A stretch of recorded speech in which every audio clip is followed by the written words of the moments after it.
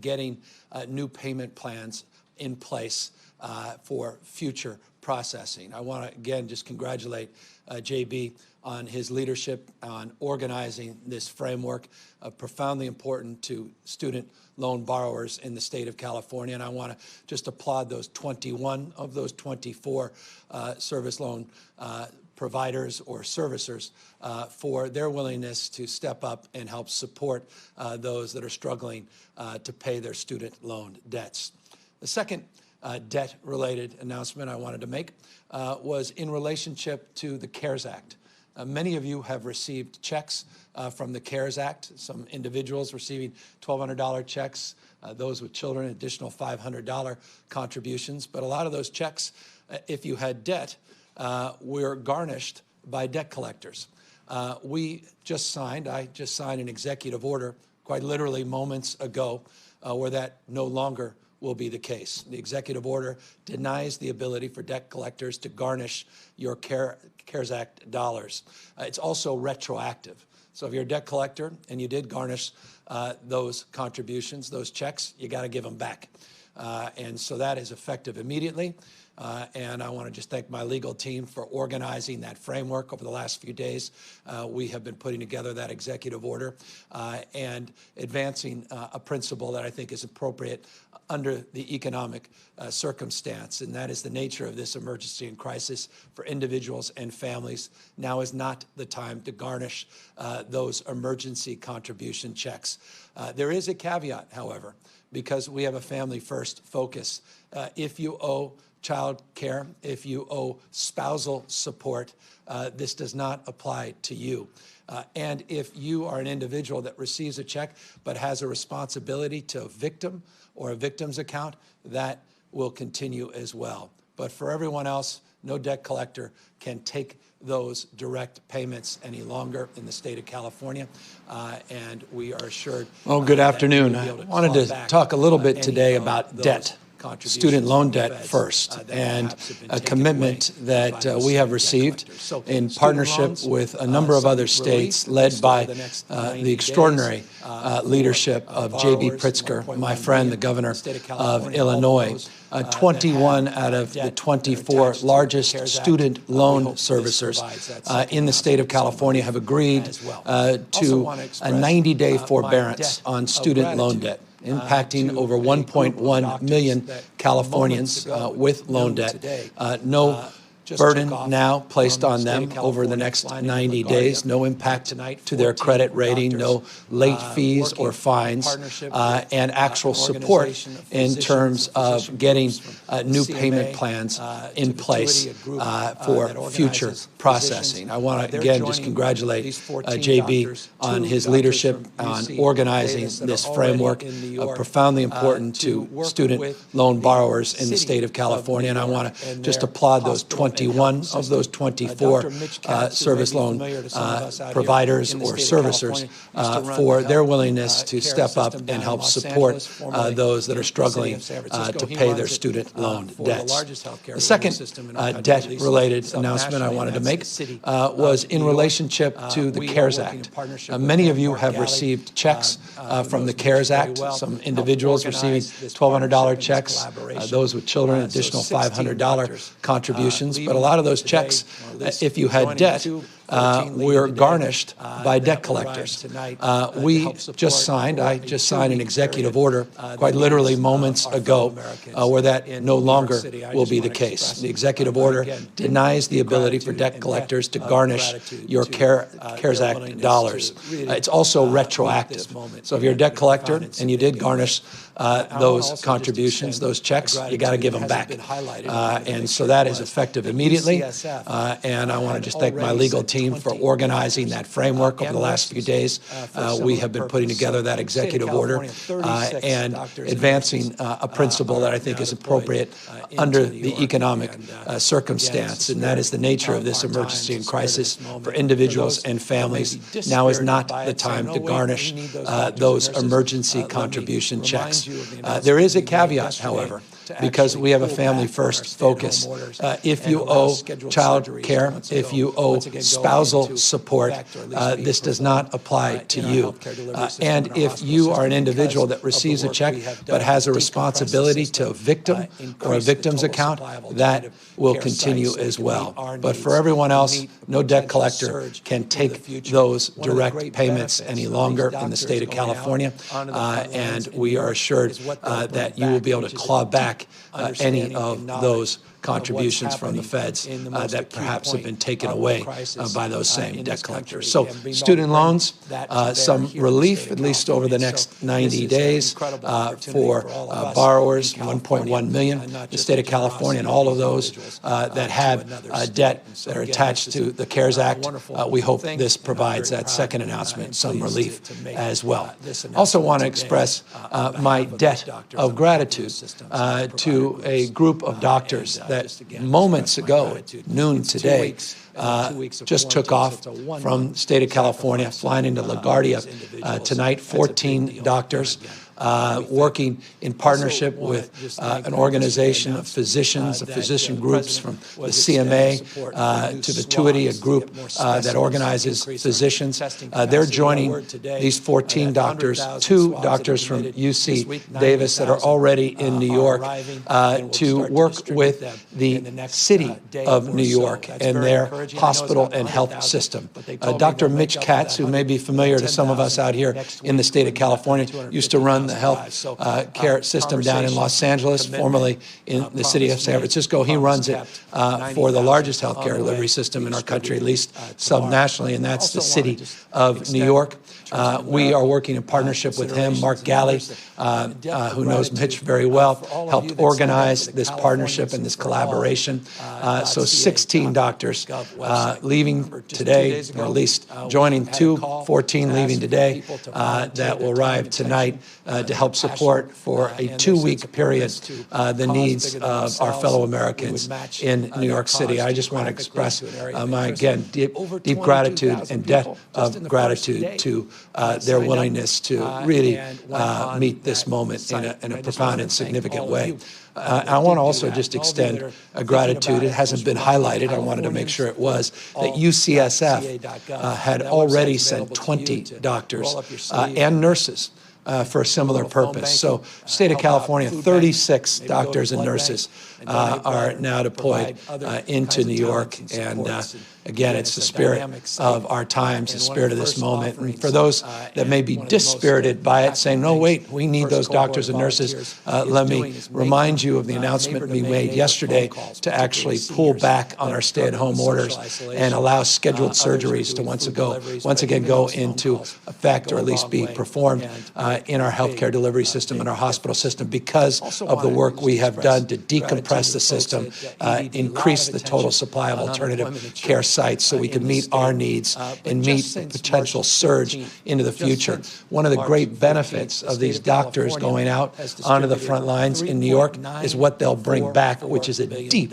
understanding and knowledge of what's happening in the most acute point of the crisis in this country, and being able to bring that to bear here in the state of California. So this is an incredible opportunity for all of us in California, not just the generosity of these individuals to another state. And so again, this is a wonderful thing, and I'm very proud and pleased to make this announcement today on behalf of those doctors, on behalf of those systems and those provider groups, and just again express my gratitude. It's 2 weeks and then 2 weeks of quarantine, so it's a 1-month sacrifice of these individuals. That's a big deal, and again, we thank them.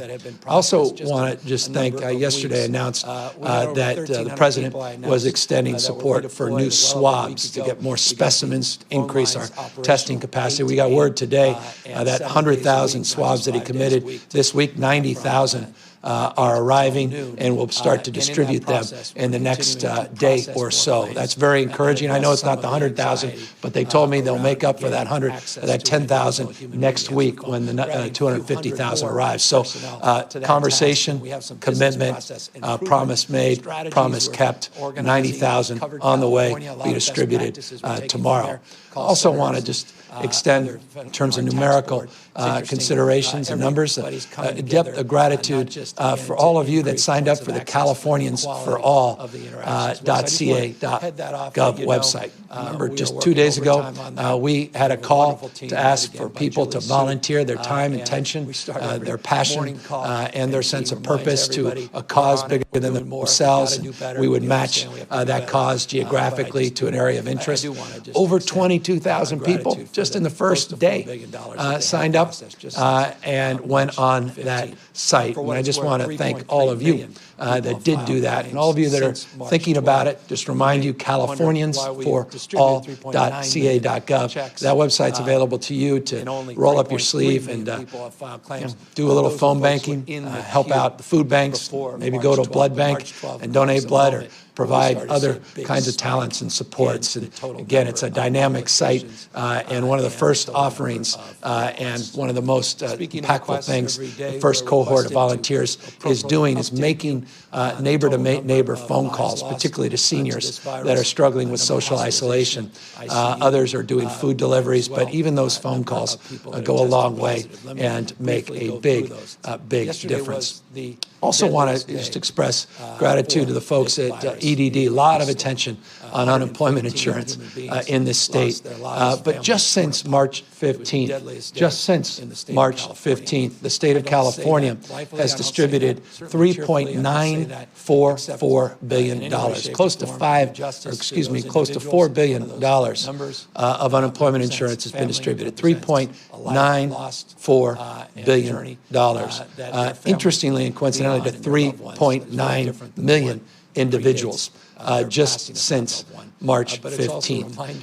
And I say that to make this point. None of us are naive about the responsibility we have as a state and as administration to make sure that call center gets cleaned up, and we do more at continuing to process those claims. Almost $1 billion of claims since Sunday have been distributed. Just to give you a totality of what's out in the millions that have been processed just in a number of weeks.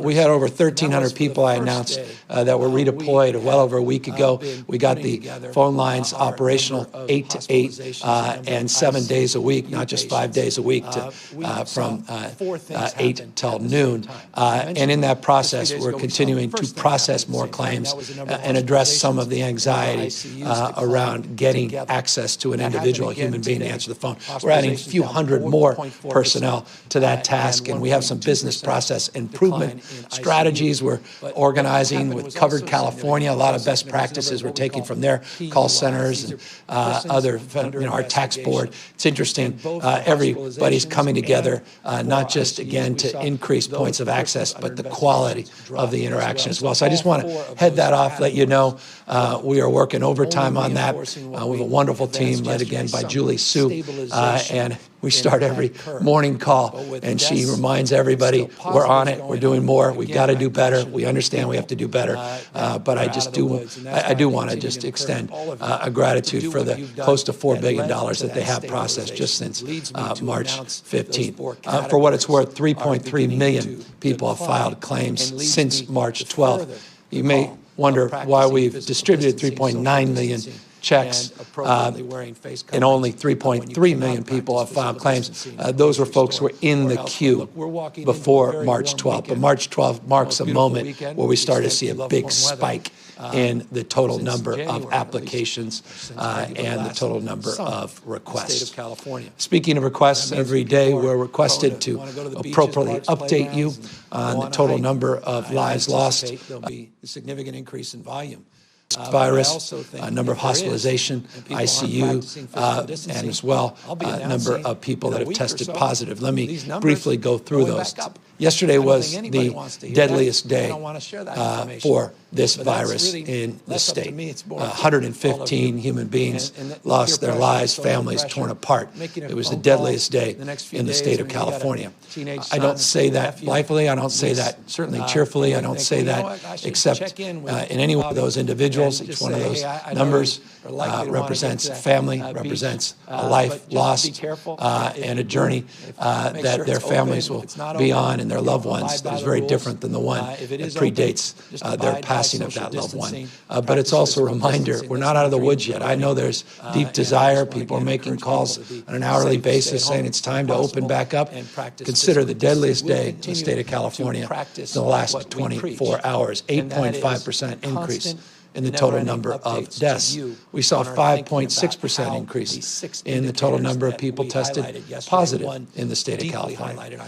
But there was some positive news despite those numbers. And that was for the first day, we have been putting together our number of hospitalizations and number of ICU patients.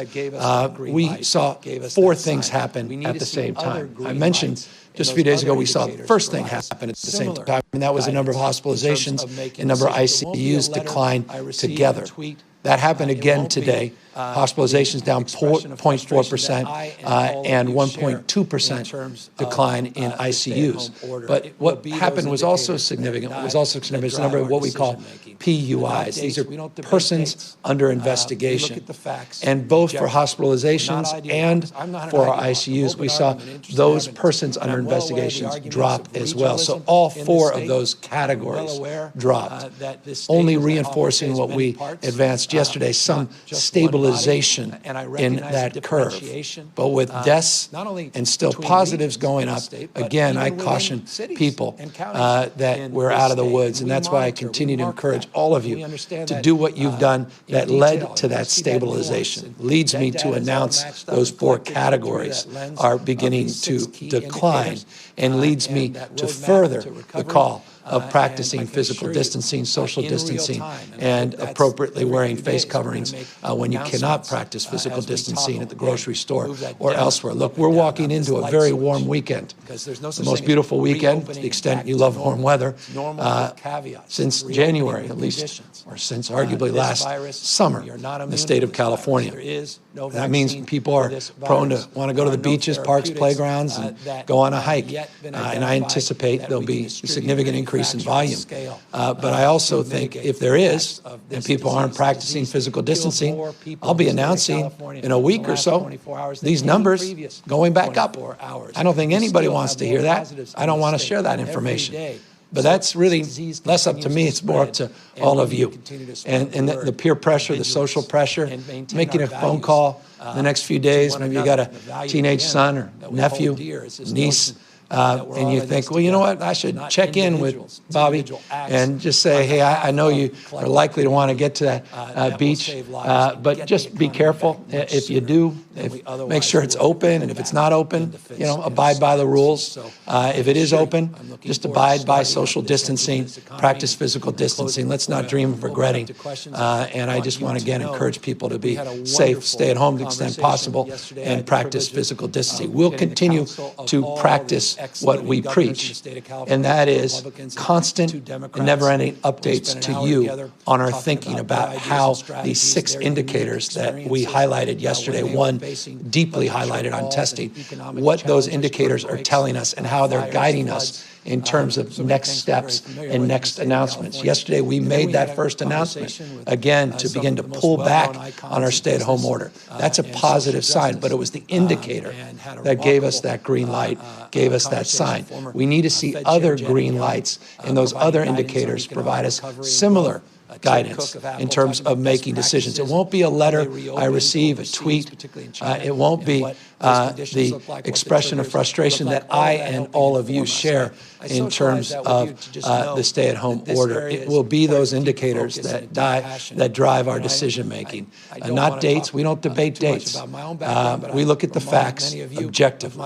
We're not ideologues. I'm not an ideologue. I'm open argument, interested in evidence. And I'm well aware of the arguments of regionalism in this state. I'm well aware that this state, as I often say, has many parts, not just one body, and I recognize the differentiation, not only between regions in this state, but even within cities and counties in this state. And we monitor, we mark that, and we understand that in detail, and we see that nuance. And that data is all matched up and collected, put through that lens of these 6 key indicators and that roadmap to recovery.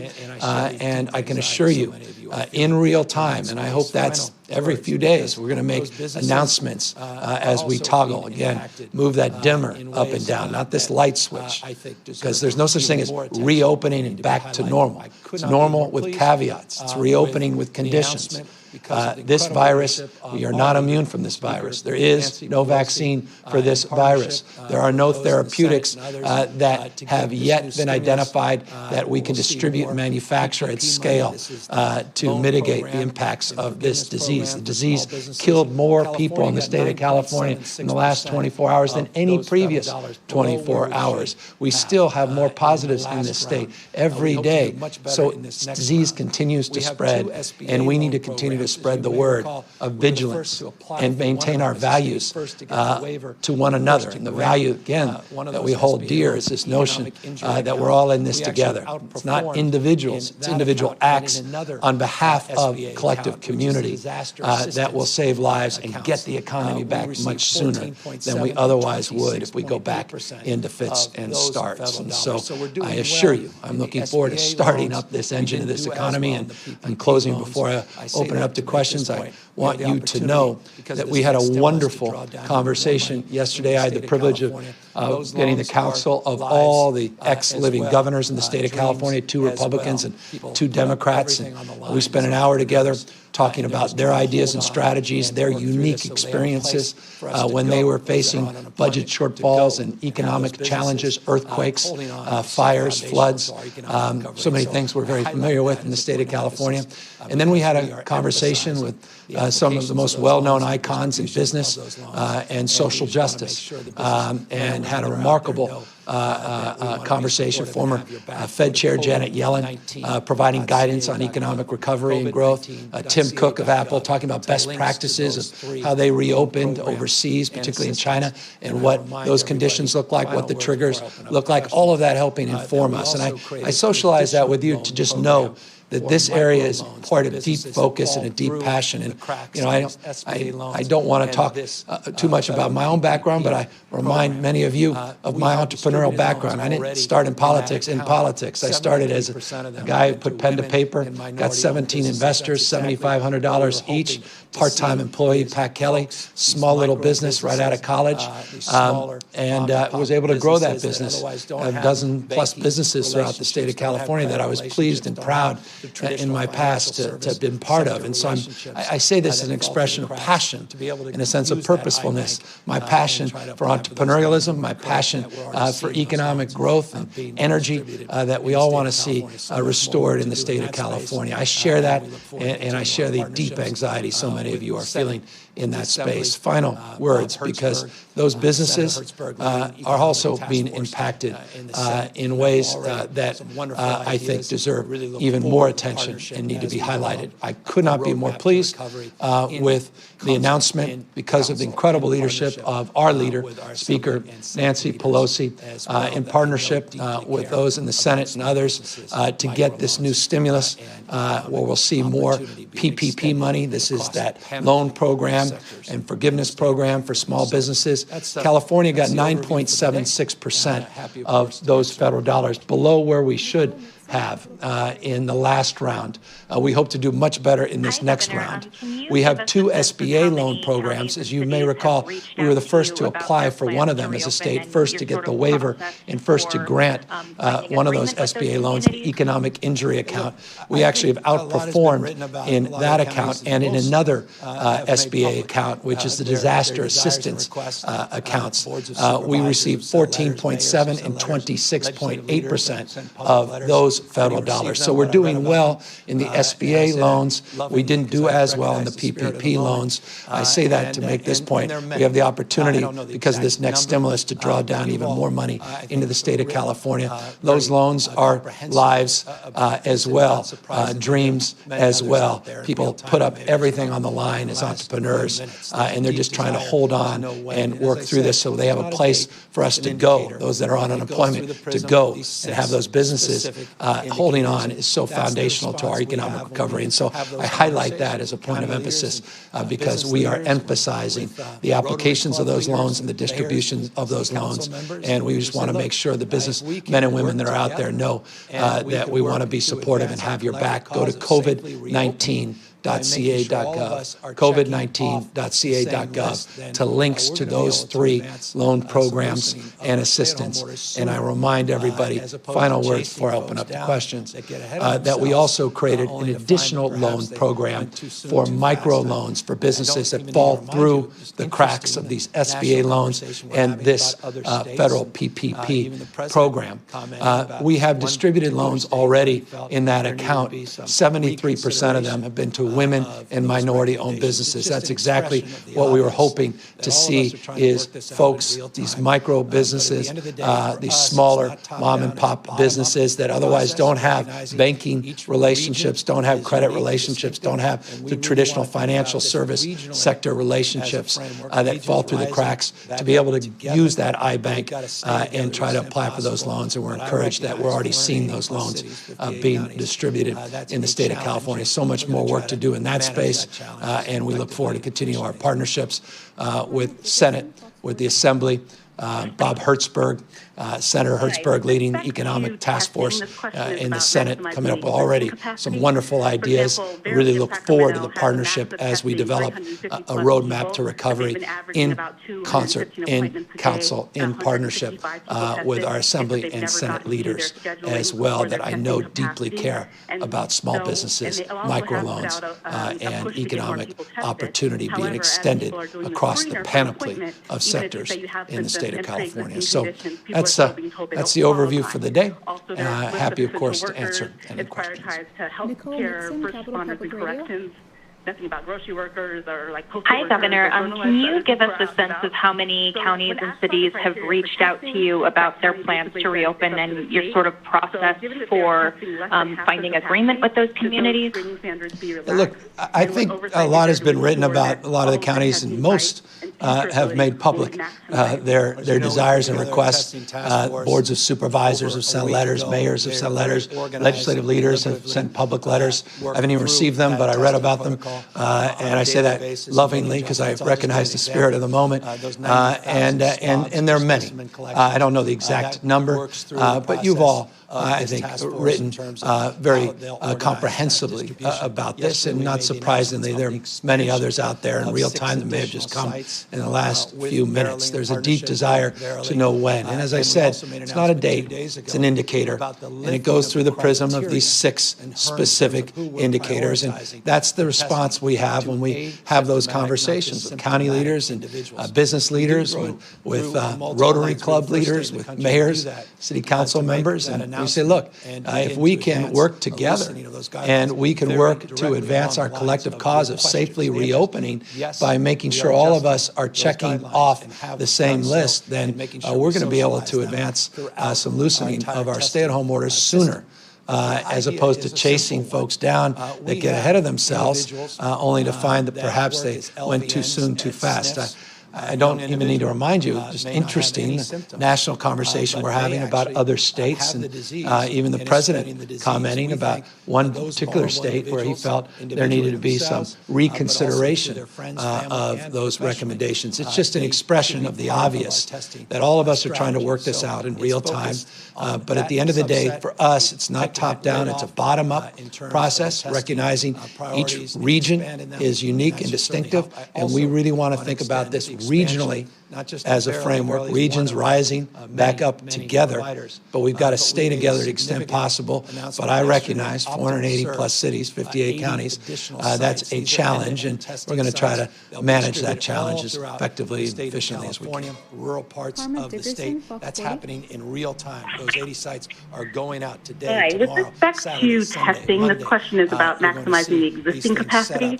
For example, Verily in Sacramento has a max of testing 350 plus people, but they've been averaging about 215 appointments a day and 125,000 goal of tests every single day. We got to do much better than that within the next 30 days and 60 days, better still. We've got that Abbott announcement we made yesterday. We did a follow-up with Abbott. There was a question yesterday around the serology tests. I made an announcement, and I appreciated one of the reporters wisely said, did you say 1.1 million serology tests that you have procured from Abbott? And she was correct. Was 1.1 million. Today, just in the natural give and take, as we work with Abbott, not just on serology, but the PCR tests, of which we're procuring more tests there, they are ready to start distributing those. It's not months away. Turns out they're ready to send those tests to the state. So it's both PCR tests, the ones you're referring to with Verily, and then these serology tests, which you're going to see a significant expansion. I'll just remind you briefly, and this is an extension beyond perhaps your interest and your query directly, but as you know, it's been well written about. There have been 2 serosurveillance tests that have been done at scale in the state of California. The Stanford test for over 3,300 individuals earlier this month, and the one in partnership with USC in LA County that was done. LA County's continues. They're going to continue to do more of their surveillance, and the one in Stanford generated a lot of attention for many different reasons. But again, that's also part of the broader testing ecosystem, not just diagnostic tests, but also antibody tests, and also the community surveillance. That also is part and parcel of everything that's happening in this space. But the good news is 2,000 tests a day, March, now averaging over 16,000 a day, on our way to 25,000 by the end of the month, and then multiples of that very soon thereafter. Marissa Perlman, CBS 13. Governor, thank you for taking our phone call. You've continued to speak about this May model. We haven't seen the data or the evidence or these indicators to support that. Where is that data? And also, we as journalists, of course, have so many questions throughout this pandemic. Often we don't get answers via phone call or email unless we by chance get called on during these briefings. How else can we get our questions and our viewers' questions answered? I've got a whole team of people, and they give me an update on the queries. So we're answering dozens and dozens of questions every day, in some cases every hour. And to the extent yours haven't, we'll try to fix that. I appreciate your recognition that every single day I make myself available to you to the extent possible for these noon press conferences. And in addition to that, as you know, we try to make ourselves available, radio shows, TV, everything we can possibly do that doesn't get in the way of actually doing our job. So I'll check in, make sure we're answering whatever questions you may have remaining. But specifically to your question, and thank you for it, as it relates to this May model, I'm not sure specifically which May model you're referring to. We put out our modeling update last Friday. We'll be doing that again very shortly. But I have Dr. Galley here, and when you don't have the answer to a question, it's always best to defer to someone that does. And so let me ask Dr. Galley to come up, and perhaps he knows more specific about the May model you're referring to. Yes, good afternoon. Thank you for the question. We have in weeks past put out a conversation showing how our modeling runs through about May 20th. We also talked about how in recent weeks, as we've looked at our actuals, so I remind you, there are many models. We have created and used one in California to help guide our planning and thinking, but we always come back to what we're actually seeing on the ground. So as we've looked at those models and looked at our actuals, we see that our actuals are actually climbing at the lower end of the range of what our model showed. And so we continue to be in that range, and we are seeing what is a very slow rise, even to the point of calling it a plateau in our cases. Well, actually in our hospitalizations in ICUs, and as our testing numbers rise, we hope to see the same in our cases. So as we trend that out, those are exactly the data that fit into our indicators that allow us to make announcements like were made yesterday around reintroducing health services that have been delayed over this period of stay-at-home order. So we continue to look at those models, but we are guided both by what those trends are into the future, but largely through the actuals that we're seeing today. Next question. Carla Marinucci, Politico. Hi, Governor.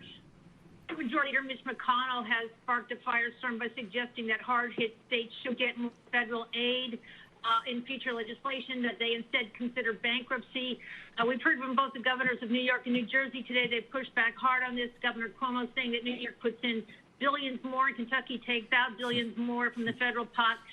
California is also a donor state, but you've been silent on it so far. What's your reaction to McConnell's statement, and do you have any message for him? I haven't been silent, but we haven't had a chance to talk directly. I expressed similar sentiments. Other governors have, Democrats and Republican governors. As you know, Carla, we've long made the point that California has been a donor state. Interestingly, that's no longer true.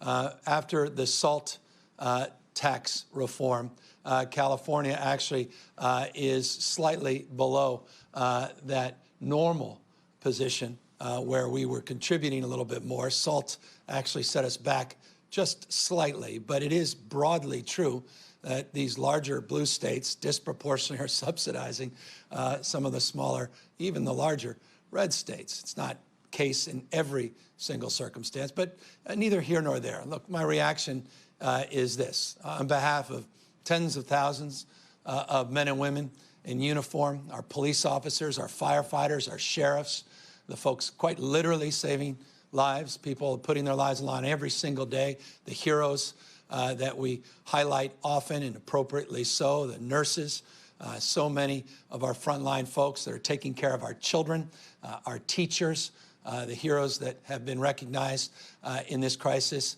in particular. On behalf of all of them, hundreds of thousands, if not millions, let me just say his comments were offensive. Number two, I'll just say this, states are laboratories of democracy. Cities are laboratories of innovation. If you care about democracy and innovation, you care about states, you care about cities. I hope and expect he'll take back his comments. Alex Michelson, Fox 11. Governor, I have a question about the future of education. I know you're one of the many parents that hope to have your kids back in a regular school in the fall. But even during the good times, so many of California's schools were overcrowded. So I'm wondering if you can paint a picture for us of what education in the era of social distancing actually looks like, and how do you pay for that? Well, we were hoping to be able to advance with this school bond this year that fell a little short. That would have helped not only retrofit existing buildings, provide more high-quality educational experience. Interesting, big part of that was ventilation systems that would have helped with the flow of air and provided us more capacity and more resources for more broadband and the like. But unfortunately, voters didn't want to support that at this time around economic uncertainty, et cetera. So we'll have to work through that and around that. But the good news is one of the great dynamics in situations like this is it forces an innovative mindset and an innovative spirit. And we really start thinking about tomorrow very differently with more clarity, more conviction. I was having a specific conversation after our Economic Recovery Task Force meeting about broadband for all, not with platitudes, but to actually deliver on what we have been promising and promoting, it seems, for decades in this country, and what specifically it will take. It's been highlighted in your question around distance learning and those disparities. It's been highlighted by my wife's work with the superintendent of public education, going out and raising the money to procure over 70,000 tablets and Chromebooks and computers to help kids plug something in virtually or physically when they're home. And so it's only underscored the imperative of answering the question in the immediate term to continue to educate our kids through the end of this school year, and then address their needs with a summer slide that will be even more acute this year, and we're already working to figure out what that looks like in the summer. And then moreover, prepare for a future where it's more dynamic, more iterative, more frame of focus on not just, teaching to a test, not just the drill and kill model of the lecture, people then repeating and writing down what it is they're being told, but a framework that's dynamic around creative thinking, around the expression of creativity and self, and a broader consciousness of what education is really about. It's not just about teaching to the test. And I know that our teachers recognize that, and they want to unleash that in our education system as well. And I think we're now at a stage where those conversations that have been siloed are now being made public in a way that I think will allow us to process a very exciting and enlivening future of education that will leap forward in years, what otherwise would have taken decades had it not been for this crisis. Final question, Candace Nguyen, NBC Bay Area. Governor, we've talked to students who say they have gone weeks without learning since the shutdown. Some districts weren't prepared for distance learning, while others had a tough time keeping kids engaged. Is the state doing anything to provide more oversight, either now or in the future, if we get hit by a second wave in the fall? Yeah, look, we have to do better. I think we've had three or four conversations like this at our press conferences with the superintendent of public education, with the president of the school board just a few days ago, that one that included my wife, to directly answer the question you just asked today. We didn't wait for the question. We tried to preempt it. Even a few weeks ago with the guidance we put out to all of these districts, guidance, by the way, that was shared with the National Governors Association as best practice for other states across our union. The guidance, however, is not equally distributed in terms of capacity to deliver on it in districts smaller and rural across this state, and we know that. And so the superintendent of public education, the president of the school board, and others working in partnership with labor and management have been doing everything they can to do more and do better, because we recognize those gaps persist, and we recognize how damaging each and every day that gap advances, how meaningful the gap is in terms of the cumulative impact on a young child's trajectory, a young child's life. That's why I specifically just referenced before your question summer, and already starting to figure out what we can do. You always have this summer slide, generally in terms of education. And obviously that's a tsunami this year of a slide backwards if people aren't even getting the basic curriculum and the basic kind of support they deserve at the moment. So look, the 108,000+ Wi-Fi hotspots, that's part of it. And all these new Chromebooks and other things we're doing, that's part of it. Making sure these guidelines are dynamic. We're doing webinars. Almost every week there's a webinar. We really dove deep into special education. Look, all of that is fine, but we need to do more. And I recognize in the spirit of your question, you talked about the fall, sort of marking a real sense of urgency to make sure we build that architecture through this summer, and we don't wait at peril. We'll be getting questions like this again in 4 or 5 months, and our kids don't deserve to have these questions asked without having the ability to have them answered. So I appreciate your query, and just know it's a point of deep passion for ours. And if you hadn't taken a look at what my wife and superintendent talked about a few days ago, go back. It's on our website. And learn a little bit more about what we are doing more substantively and specifically to address that question. So, look, I want to just once again address this question. That's the elephant in the room. It's a question all of us are asking, and that's when. I'll let you, to the extent the state of California is ready to answer that, I'll let you know what the indicators say. And when the indicators go green, I'm going to go live, and I'm going to let you know in real time what our thinking is and what our directives and guidelines should be. But that is determined on one thing, and that is you. Each and every one of you continuing to take this moment seriously, not just sitting back and saying, well, you know what, I've had enough of this cabin fever.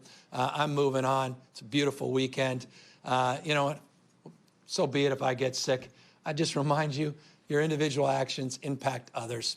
And not only do I want to keep you healthy and safe, I want to keep others you come into contact safe, particularly our seniors, particularly someone you may come in contact with at the grocery store that may look young and healthy, but may have just gone through a significant chemotherapy or some other issue that you may not see visibly with their immune system, where your decision can impact their lives. Just consider those interactions, consider those examples. Again, this is not a Republican virus or Democratic virus, not a rural virus or an urban virus. Folks in Kern County, folks in San Bernardino, folks in Tulare with what's happening in our skilled nursing facilities. This knows no geography. It's impacting every part of the state of California, not just large coastal cities, not just New York, not just California. And so I continue to just offer this. Please stay at home, stay healthy, stay safe, and stay connected to others that are in need and that need your emotional support. And to the extent, as always, you can contribute your time, your attention, check out that website, californiansforall.ca.gov. Take care, everybody.